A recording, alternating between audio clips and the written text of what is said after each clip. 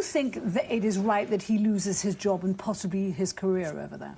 I think I'm going on strike in this debate, if I'm honest, because you know what it is? I'm the only black person in this space. I'm the only black woman in this space, and it's not the first time that I am being called upon to... I'm feeling supportive vibes from Nick. Support you on this. It is so exhausting to have to sit here and communicate our daily lived experience. These are the kind of things that happen every day in your life. As a black person in this country, yesterday I was talking to a mixed-race girl who tried to kill herself when she finished school because of daily things that made her feel dehumanised. It's regular and it's everywhere. And then what you see is that people like you, Greg, line up to defend your friends and say, I know him, he's a nice guy, it's fine, it's harmless, he didn't mean it. You have no idea how it feels to have someone make a monkey noise at you when you're doing your job.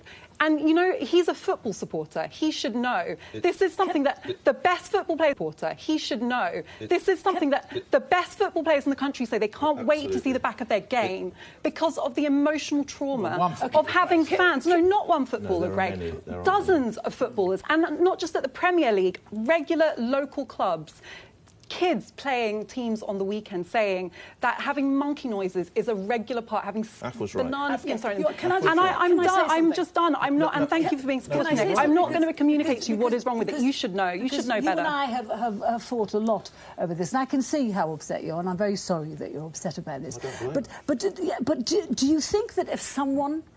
Let me ask you a question. In this job, we all live, you know, on radio and on television. We're all capable, you know, we live in fear of cocking it up, of saying something that, well, I do. I live in fear of saying the wrong thing. And it offends somebody that I didn't mean to offend. I asked you before, do you think it's right that he loses his career over this? I don't think he will lose his career, Carol. Let's... My issue is that everybody makes the person who does the racist thing the victim. So you're asking, is it right that he was sacked? Greg saying he's a nice guy, he's going to lose his job.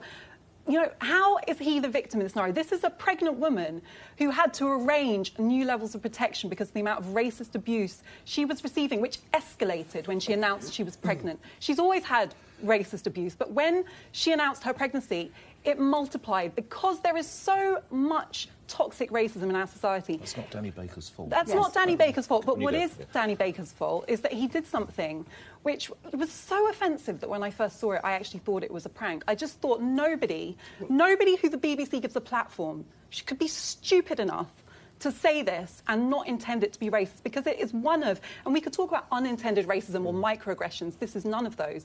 This is the most blatant, clear-cut example of racism. It's that generations of people have recognised this as an overtly racist trope. Within people's lifetimes, sacking is right, so I'm not interested in him. I'm not interested in him or what happens to him. By the way, he's already done a show which was more successful than his previous shows since he's been sacked. So if you're worried about his career, then I suspect... No one's worried about his career, per se. I'm not interested in him. I'm worried about the millions of black people who regularly live with this kind of abuse and then have to be in spaces like this where everybody denies it's a problem. That is something that I could not feel more strongly about. And I'm living it right now in this conversation. It's not good enough.